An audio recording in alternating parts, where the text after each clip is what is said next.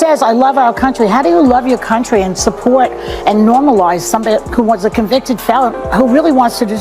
This narrative is about to take you on a crazy ride, so hold on tight. After weeks of relentless criticism from The View presenters over her decision to perform at President Donald Trump's inauguration, country music superstar Carrie Underwood, one of the most adored voices in contemporary music, made an unexpected move that has left everyone in shock. Yes, you heard that right.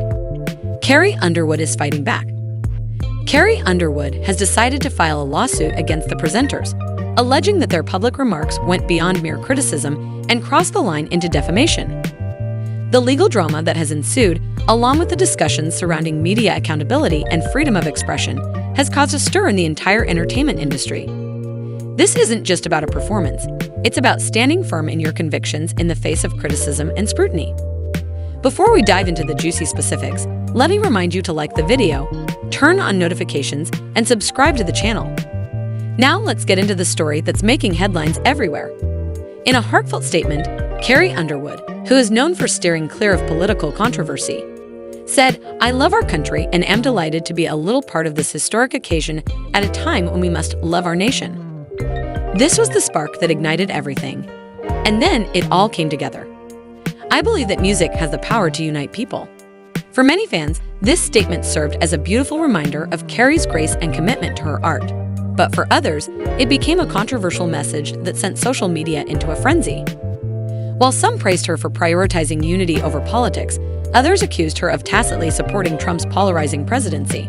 Take the stage at Trump's inauguration singing America the Beautiful. She said to the Post, "I love our country and I'm honored to have been asked to sing at the inauguration and to be a small part of this historic event. I am humbled to answer the call at a time when we must all come together in the spirit of unity and looking to the future." Well, that wasn't good enough for the tolerant left, of course, who is outraged over Carrie being outed as MAGA. X is blowing up with jokes about how she should sing her hit song Before He Cheats. Some are calling for her to be boycotted and canceled. John Rich weighed in saying there are several top-tier country artists who support Trump and I wish they'd finally have the balls to come forward and be counted. Ain't nothing outlaw about keeping your mouth shut to appease the record label. Carrie Underwood is making you look like a bunch of sissy boys. Carrie is talented, she is graceful, she is a class act, she has great legs, not that it matters, but she is everything that the top.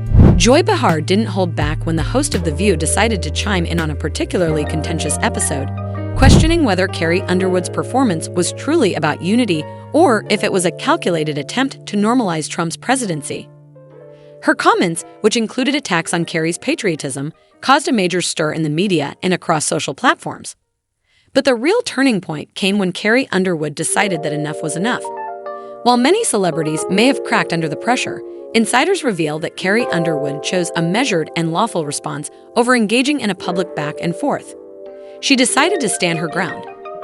Now, Carrie's legal team is suing The View's hosts for defamation, claiming that their unfounded remarks damaged her reputation and went far beyond criticism.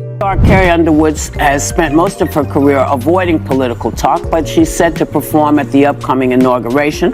She said in a statement that she's doing it because the country must come together in the spirit of unity and look to the future. And lots of her fans aren't thrilled about it, but lots of her fans are. So let's put this in perspective here. What do y'all think? I personally hope we're moving beyond the era of politics where we want to cancel people's livelihoods because we don't like their politics. And whether it was the Dixie Chicks for criticizing George Bush, didn't agree with it then, and Carrie Underwood, if you have a problem, you register your complaint by not downloading her songs and not going to her shows. Right. But I also think from a business standpoint, it's not a bad decision for Carrie Underwood. 75 million people voted for Trump. Artists tend to leaning, so she's overnight going to become an icon of MAGA and the American right. She's probably going to make a lot of money off of it. So I get why she did it. I say. This bold move has not only drawn... In addition to drawing a line in the sand, this audacious action has sparked a national conversation about the thin line between defamation and criticism.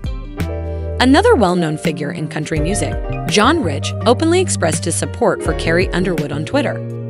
Amidst the hate, Carrie Underwood continues to embody grace and elegance, showing what it truly means to be a real artist. This is what being an artist is all about. Meanwhile, Carrie's social media was flooded with comments of support from her fans, many of whom pointed out that her decision to perform was a symbol of her patriotism, not a political endorsement. One fan wrote, "I may not agree with her views, but I admire her bravery." But then, during a follow-up episode of The View, things took a drastic turn. Joy Behar and the panel doubled down on their criticism, with Behar claiming, "It's impossible to love your nation and perform for someone who divides it." I just don't get how those two things can go hand in hand. The debate quickly escalated, with the panel descending into furious arguments and the crowd divided. Some cheered for Behar's remarks, while others were clearly in disagreement. I'll tell you right now, I wouldn't do it, even though I can't sing. You would not sing? No, I would not. I would not normalize him. And she says, "I love our country." How do you love your country and support and normalize somebody who was a convicted felon who really wants to destroy the country, in my opinion? I don't understand how you say you love your country at the same time as you normalize this convicted felon, which I can say now every day. A lot of my family voted for Trump. They love the country and vote for him. I think that people make these decisions for a lot of reasons. Okay, fine. And I would not be the person to say don't do it, because I believe in free speech and everything about it.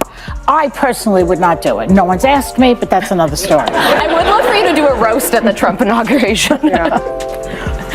Oh, no one else had any. However, by letting her legal team handle the situation and steering clear of the controversy, Carrie Underwood sent a strong message. She wouldn't tolerate unjustified criticism. Her silence spoke louder than words. This strategy, however, only served to escalate the situation as the hosts of The View spoke up, asserting their right to express their thoughts. They were immediately criticized for crossing the line with personal attacks. The fallout sparked calls for The View to apologize and reconsider how they handle sensitive subjects.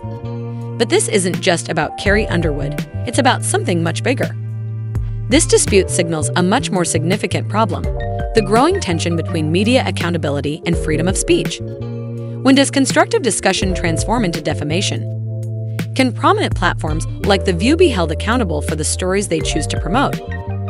Critics argue that rather than escalating divisions, the media should focus on fostering genuine dialogue. I don't think so, but then you pushed her and she said, "Yeah, I guess I am." Well, I said to her, "Do you believe that women should make the same amount of money as men?" "Well, I guess I am a feminist." Yeah, and she said, "I guess I am a feminist." So I think people feel pretty strongly about it. I think art is art, and you have a right to perform where you want to perform.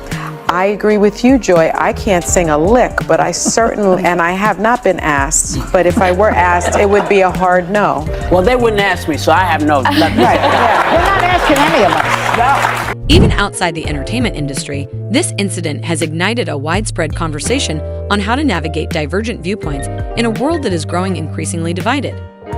Calls for unity have flooded social media, with many emphasizing that music should bring people together, not tear them apart. One widely shared tweet put it perfectly: "Let's stop turning everything into a battleground.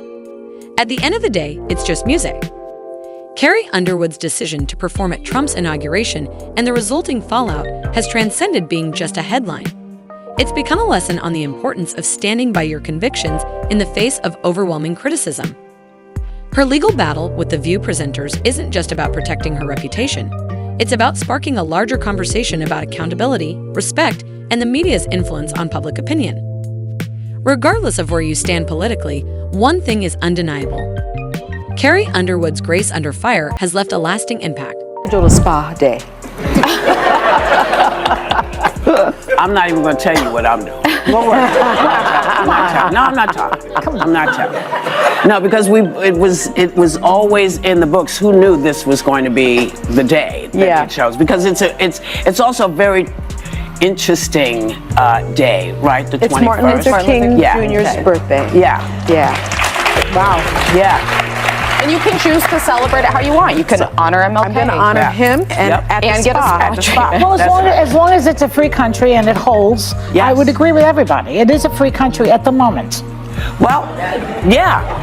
But it's up to us to make sure that doesn't start to change. Yes, right. Well, we're trying. Well, we're trying, yes. And it's important not to forget that we have that right. It is up to us. Yeah. Now, there are other people performing too, and I don't really even want to bring it up. Please share your thoughts in the comments below. Don't forget to like this video, subscribe to the channel, and hit that notification bell. We want to hear from you. Do you think Carrie Underwood had the right to perform at Trump's inauguration? Do you agree with the criticism she faced? And should the media be held accountable for contributing to the division we see today? For more breaking news and gripping stories, make sure to click the bell for notifications. We appreciate you watching, and we hope to see you in the next one.